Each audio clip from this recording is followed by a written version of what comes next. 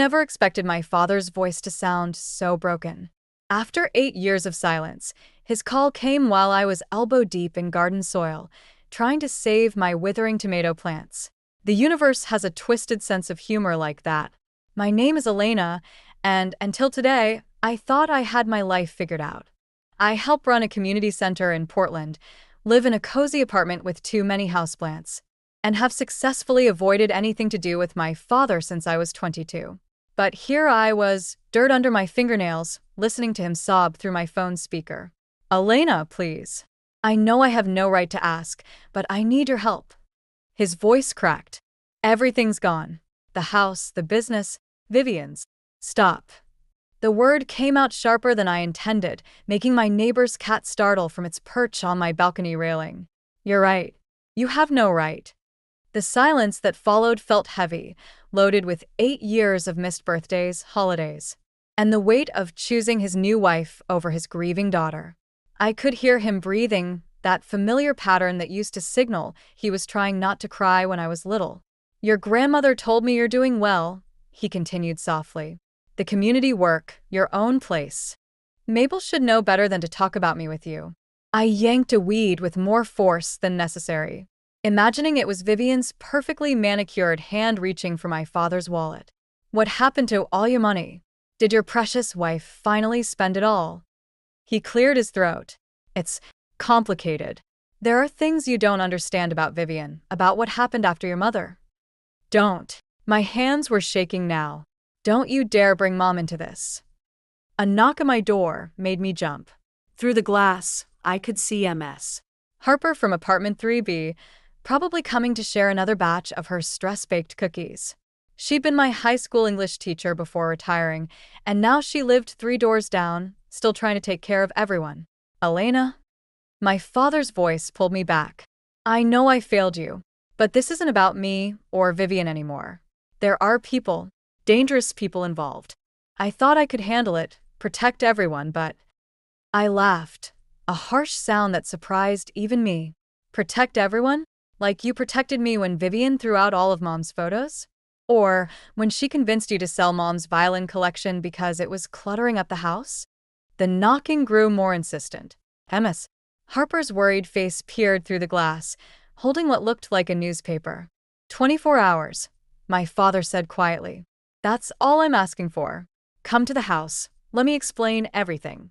After that, if you still want nothing to do with us, I'll understand. The house you're losing, you mean? The words tasted bitter. Please, Elena. I know I don't deserve your help, but this is bigger than our problems. People could get hurt. Ms. Harper was now waving the newspaper urgently. I could see the local section's headline even from where I sat. Local business mogul linked to missing funds. My stomach dropped as I recognized my father's company name in smaller print below. 24 hours, I repeated, my voice hollow. That's it. And I'm not doing this for you or Vivian. I'm doing it because...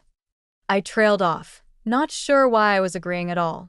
I know, he said softly. Thank you. After hanging up, I sat there among my plants, soil still clinging to my trembling hands. Ms. Harper was still waiting, concern etched on her face. Whatever was in that newspaper, whatever my father had gotten himself into, I had a feeling my carefully constructed piece was about to shatter. And somewhere in the back of my mind, a small voice whispered that maybe, just maybe, this was my chance to finally make Vivian pay for everything she'd taken from us. Ms. Harper's newspaper article felt like a bomb in my hands. Local business mogul Graham Carson accused of investment fraud. Below that, in smaller text, multiple investors report missing funds. FBI investigation pending. You need to see this, Ms. Harper said, settling into my worn armchair. Her reading glasses dangled from a chain around her neck, catching the afternoon light. Your grandmother called me this morning. She's worried. I skimmed the article, my throat tightening with each paragraph. Millions missing. Suspicious transfers. Offshore accounts. The words blurred together, but one quote stood out. Sources close to the investigation suggest Vivian Blake Carson may have orchestrated several key transactions.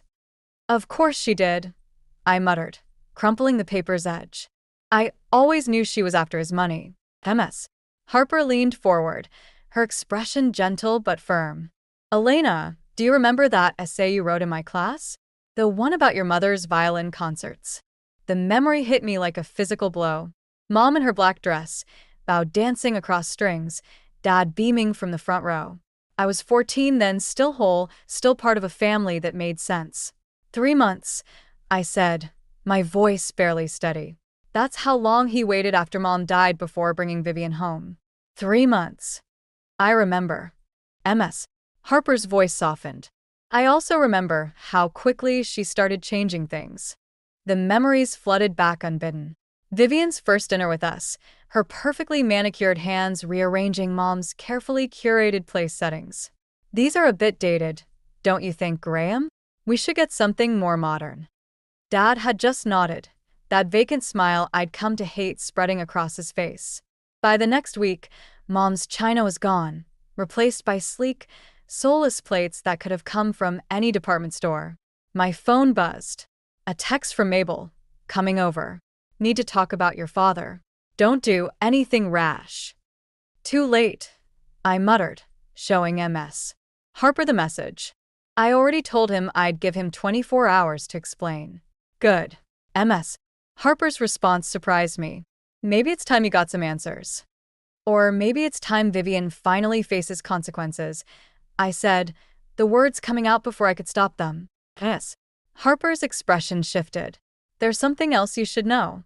She pulled out another piece of paper, this one older, creased. Your grandmother gave me this years ago, asked me to hold on to it until the right time. My hands shook as I unfolded it. Mom's handwriting jumped out at me, elegant and familiar. My dearest Graham, if you're reading this, then Vivian has finally made her move. I knew she would eventually. The question is, will you see it for what it is this time? Love always. Sarah. The date on the letter was 2 weeks before Mom's accident. What? I struggled to form words. What does this mean? A knock at the door interrupted us. Through the glass, I saw Mabel's familiar silhouette, but she wasn't alone. Next to her stood a tall man in a dark suit, his FBI badge clearly visible on his belt. MS. Carson, he called through the door. I'm Agent Roberts. We need to talk about your father's business dealings and about a series of emails between your mother and Vivian Blake dating back to 2013. MS. Harper's hand found mine, squeezing gently. Sometimes, she said quietly, the truth is more complicated than we want it to be. I stood, legs unsteady, moving toward the door. The paper in my hand felt impossibly heavy. Whatever game Vivian was playing, whatever truth lay behind my mother's words, one thing was clear. My 24 hours with Dad had just become about much more than missing money. As I reached for the doorknob, my phone buzzed again. A text from an unknown number. Your mother tried to warn him. Don't make her mistake. V. The game was changing, and I wasn't sure anymore who was playing whom. Agent Robert sat across from me in my small kitchen, his presence making the room feel even smaller.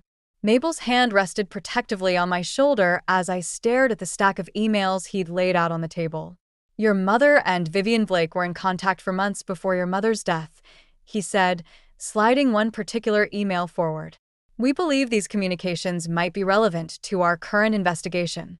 The timestamp made my chest tight. 3:47 a.m., the morning of Mom's accident. The subject line read, Final warning.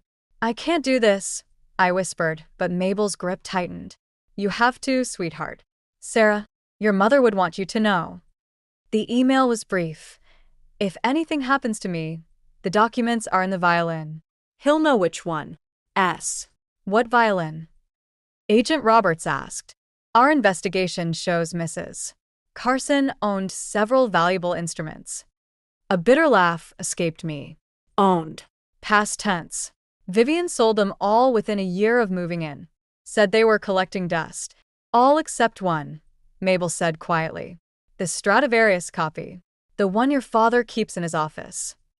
My head snapped up. What? She always said it was sold to a collector in Vienna. Agent Roberts leaned forward. MS.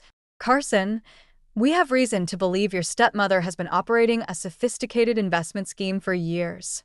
But these emails suggest your mother might have uncovered something even bigger.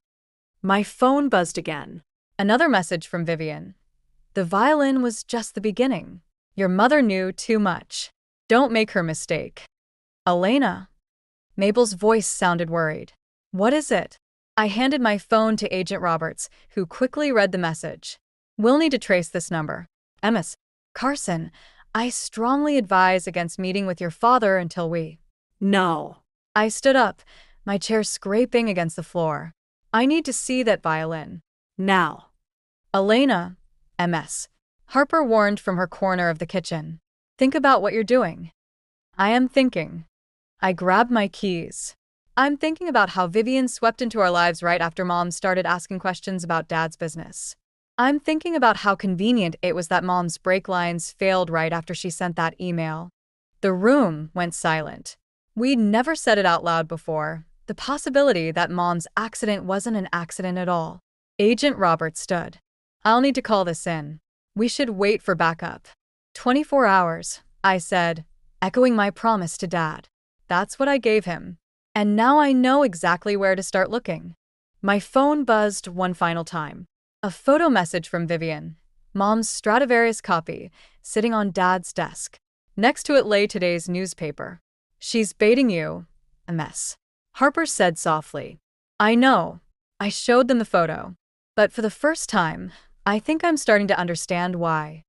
Agent Roberts studied the image. This could be a trap. Of course it's a trap, I said, grabbing my jacket. The question is, who's trapping whom? Mabel moved to block the door. Your mother wouldn't want you putting yourself in danger. My mother, I said, gently moving past her, left me a message in that violin. And after 8 years, I'm finally going to hear what she was trying to tell us. As I headed for my car, Agent Roberts called out, We'll have agents surrounding the house within the hour. Don't do anything reckless. But I was already sliding behind the wheel, Mom's last email burning in my mind. Whatever documents she'd hidden, whatever truth Vivian was so afraid of, it all came down to that violin. The one piece of Mom that Vivian hadn't managed to erase. My phone lit up with one final message. Time's running out, Elena. For all of us. V. I started the engine, the same question echoing in my head. Was I walking into Vivian's trap, or was she finally walking into mine? The familiar gates of my childhood home loomed before me, their once pristine white paint now peeling. As I pulled into the circular driveway, I noticed Vivian's Mercedes was missing, but Dad's old Jaguar sat in its usual spot. My key still worked. 8 years, and they'd never changed the locks. The house felt different, smaller, darker. Family photos lined the walls, but they were all new. Dad and Vivian at charity galas, on vacation, at business functions. It was like my childhood had been carefully erased, painted over with their perfect new life. Dad's office door was ajar. I heard his voice before I saw him, low and urgent. No, you don't understand. She's coming here. Elena's coming here. I pushed the door open. He stood by the window, phone pressed to his ear, his back to me. The violin case sat prominently on his desk, just like in Vivian's photo. I have to go, he said quickly, turning. She's here. The years hadn't been kind to him. His hair had gone completely gray, and deep lines carved valleys around his mouth. Elena, he breathed, taking a step forward. I held up my hand. Don't. Just. Don't. My eyes fixed on the violin case. Open it. What? The violin. Mom's Stradivarius copy. Open it. His face paled. How did you? Vivian's been texting me. I moved toward the desk. Funny how she never mentioned keeping this one when she sold all the others. Must be pretty special. Elena, wait. His voice cracked. There are things you don't understand. Then help me understand. I reached for the case. Why did Mom email Vivian the morning she died? What documents was she talking about?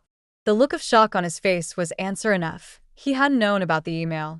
My fingers traced the familiar leather of the case. Mom used to let me open it when I was little, teaching me the proper way to handle the latches. As I reached for them now, Dad's hand shot out, grabbing my wrist. Please, he whispered. Don't. A car door slammed outside. Through the window, I saw Vivian striding up the path, her face set in grim determination. But it was the man following her that made my blood run cold. Agent Roberts. You called the FBI? Dad's grip tightened. No, I said slowly, realization dawning. But Vivian did. The front door opened. Footsteps echoed through the house. Graham? Vivian's voice carried up the stairs. Is she here? Dad's eyes darted between me and the violin case. Whatever you think you know. I know Mom was trying to warn you. I twisted free of his grip. I know she died right after sending that email. And I know Vivian's been waiting for me to figure it out. The office door burst open. Vivian stood there, Agent Roberts just behind her. But something was wrong. The badge on his belt was different from before. That's not Agent Roberts, I said, backing away. Is it? Vivian's perfectly painted lips curved into a sad smile. Your mother was just as quick. Must run in the family. Enough games, the fake agent snapped. Where are the documents? Dad moved between us. Leave her out of this. She doesn't know anything. No, Vivian said softly. But she will. She turned to me, her mask finally cracking. Your mother made me promise to protect you. Both of you. From him. She jerked her head toward the man we'd thought was Agent Roberts. The real Agent Roberts is probably at your apartment by now, she continued. But we needed to get here first. To the violin. My hand found the case's latch. One click, and whatever truth Mom died protecting would finally come to light. Elena, Dad pleaded one last time. Some truths are better left buried. But as I opened the case, I realized Mom had known better. Some truths demand to be heard, no matter the cost. The violin lay there, beautiful as ever. And tucked inside its hollow body, visible through the F-holes, was a flash drive with a single word written on it. Truth. The fake Agent Roberts reached for the flash drive, but Vivian was faster. In one fluid motion, she knocked the violin case off the desk, sending it crashing to the floor. The flash drive skittered under a bookshelf. Run, she commanded, positioning herself between us and the imposter.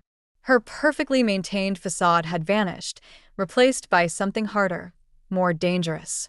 Dad grabbed my arm. The study. Now. Not without.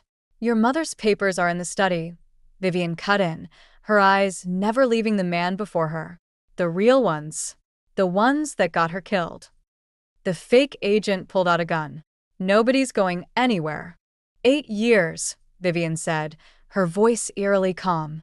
8 years I've waited for this moment. Did you really think Sarah wouldn't have a backup plan? A commotion downstairs made us all freeze. Multiple footsteps, voices calling out. FBI. Clear the ground floor. The imposter's face twisted. He lunged for me, but Dad shoved me aside, taking the impact. They crashed into the bookshelf, sending volumes raining down. The flash drive lay exposed. I dove for it just as Vivian shouted. Behind you. Something hard struck my shoulder. Pain exploded through my arm. The fake agent's shoe pressed into my back, pinning me down. Like mother, like daughter, he sneered. Always sticking your noses where they don't belong. Get off her. Dad's voice cracked with desperation. Or what, Graham? You'll finally grow a spine? Tell her how you knew, how you suspected what happened to Sarah, but were too afraid to act. The pressure on my back increased. I could barely breathe. I didn't know, Dad whispered. I thought it was really an accident. But I knew, Vivian said. Her heels clicked on the hardwood as she moved. Sarah told me everything before she died. About the embezzlement, the offshore accounts, the people you were working for. She trusted me to protect her family when she couldn't. The guns swung toward her. And you failed. Just like you failed to notice the brake lines being cut that night. My whole world tilted on its axis. Vivian had known? All this time? Elena, she said softly. The combination to the study safe. It's your mother's birthday. The real documents are there, everything she collected. Everything that proves who really killed her. Shut up. The fake agent's voice shook. The FBI is already here, Vivian continued. The real Agent Roberts has everything he needs. It's over. Then I have nothing left to lose. The gun shifted again toward me. Time seemed to slow. I saw Dad lunge forward, heard Vivian scream. The weight on my back disappeared as footsteps thundered up the stairs. A single gunshot cracked through the air.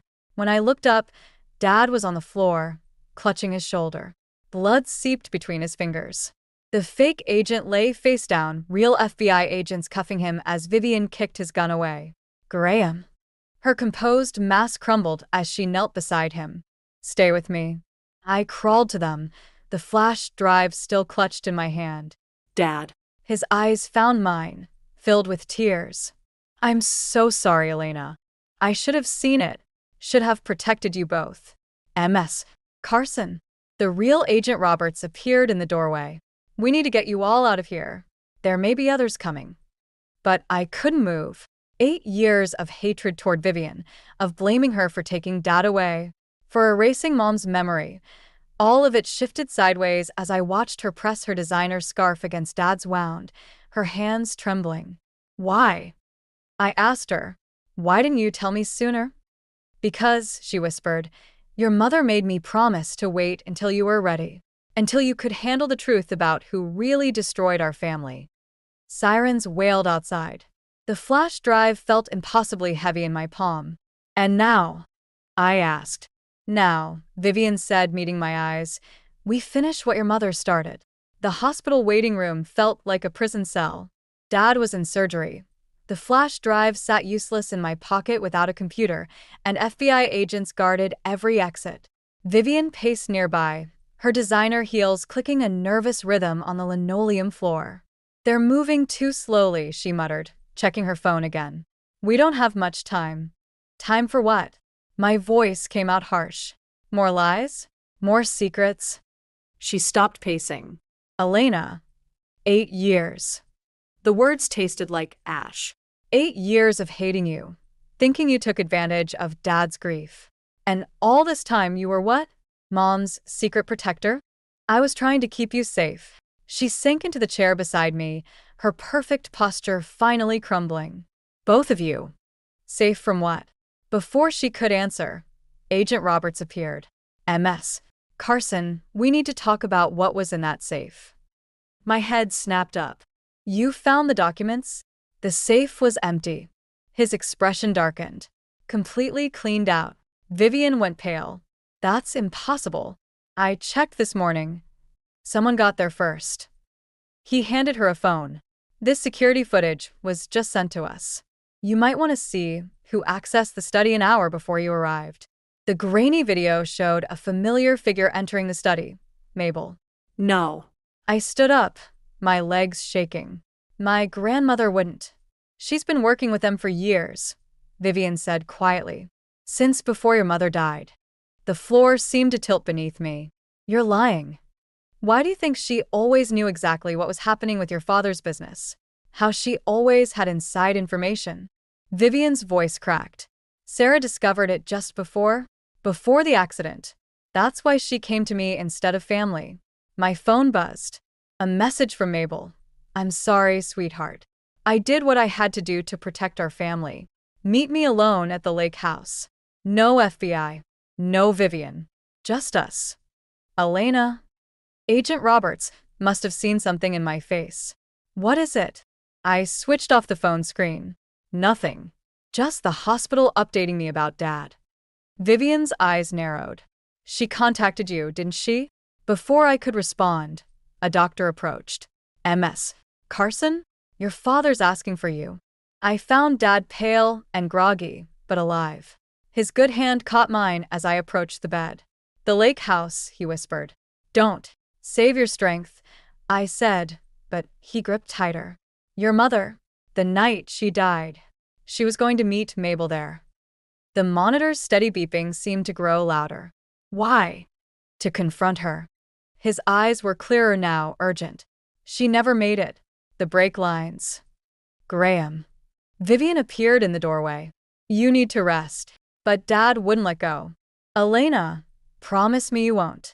I have to know the truth, I said, gently extracting my hand. All of it. Outside the room, Vivian caught my arm. Whatever you're thinking, my whole life is a lie. I pulled away. My grandmother, who baked me cookies and held me at Mom's funeral, might be responsible for her death. The stepmother I hated was actually protecting me. And my father.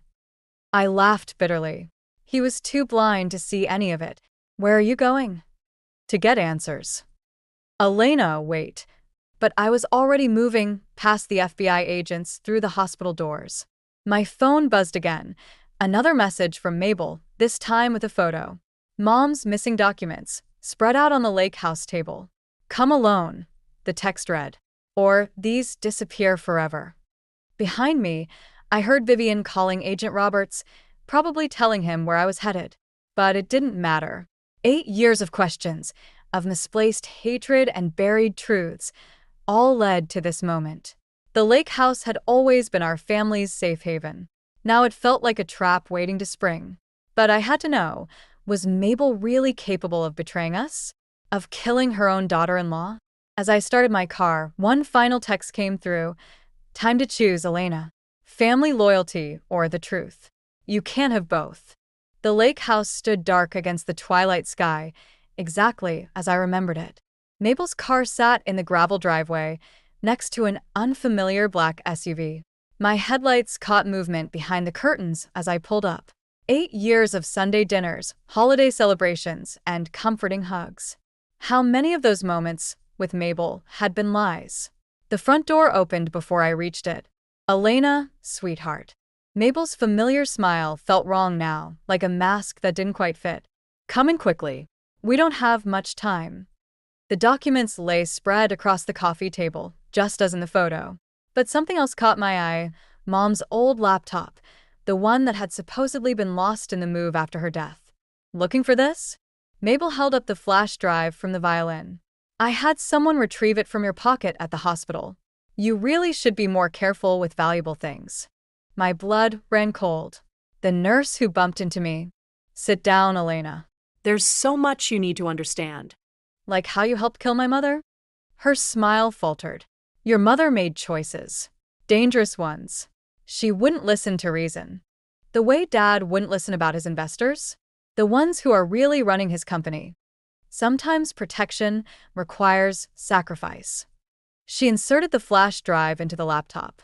Sarah thought exposing everything would keep you safe. She was wrong.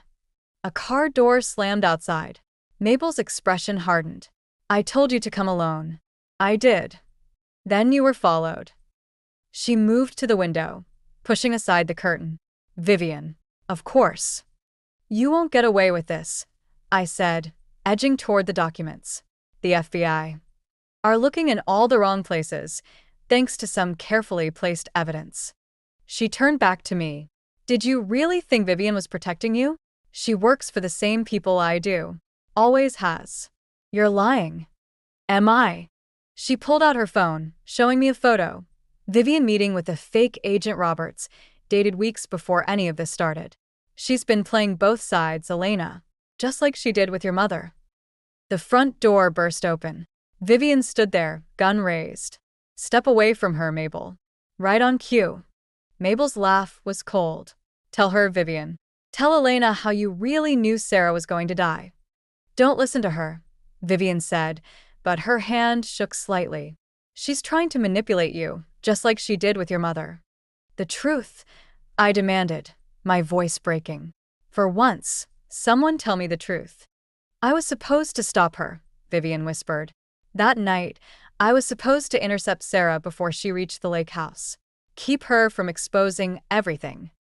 But you didn't. No. Her eyes filled with tears. I called and warned her instead. Told her to run. But Mabel's people were already waiting. Enough. Mabel moved with surprising speed, grabbing my arm.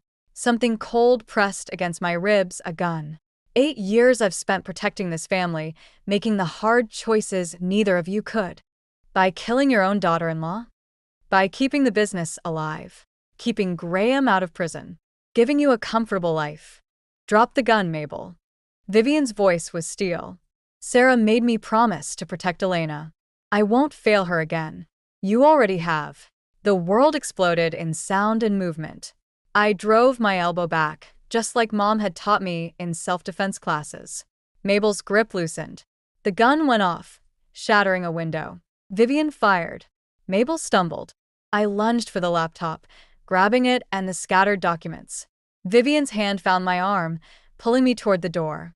"Elena, please," Mabel called out, clutching her bleeding shoulder. Everything I did was for this family. I paused at the threshold, looking back at the woman who had once meant safety and love. No. Everything you did was for control. Mom knew that. Now I do too. As we ran to the car, sirens wailed in the distance. The truth about my mother's death, about all of it, was finally in my hands. But as I caught Vivian's haunted expression, I realized we were still missing one piece of the puzzle, and time was running out. Back in Dad's hospital room, I watched the FBI agents leaf through Mom's documents. The laptop had revealed everything: years of money laundering, blackmail, and the elaborate web of lies that had entangled our family. Mabel was in custody, along with several of Dad's board members. "She wanted to protect me," Dad said quietly, his voice rough with emotion. "Your mother. That's why she went to Vivian instead of me. She knew I was too deep in denial to see what my own mother was doing." Vivian stood by the window, her usual perfect posture softened by exhaustion. Sarah knew they would come after her. She made me promise to wait, to watch over both of you until Elena was ready to handle the truth. 8 years, I said, but the bitterness had faded, replaced by something more complex. All this time, I thought you were the villain in our story. In some ways, I was. Vivian turned, meeting my eyes. "I could have told you sooner, could have found another way. But fear makes us do terrible things, even with good intentions." A knock at the door made us all turn. Ms. Harper stood there, holding a familiar violin case.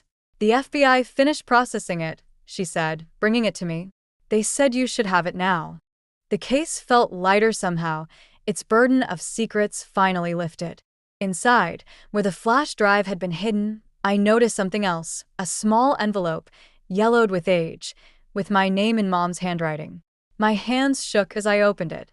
"My dearest Elena, if you're reading this, then you've finally uncovered the truth. Don't let anger consume you the way it almost consumed me. Some people deserve justice, others forgiveness, and the hardest part is knowing the difference.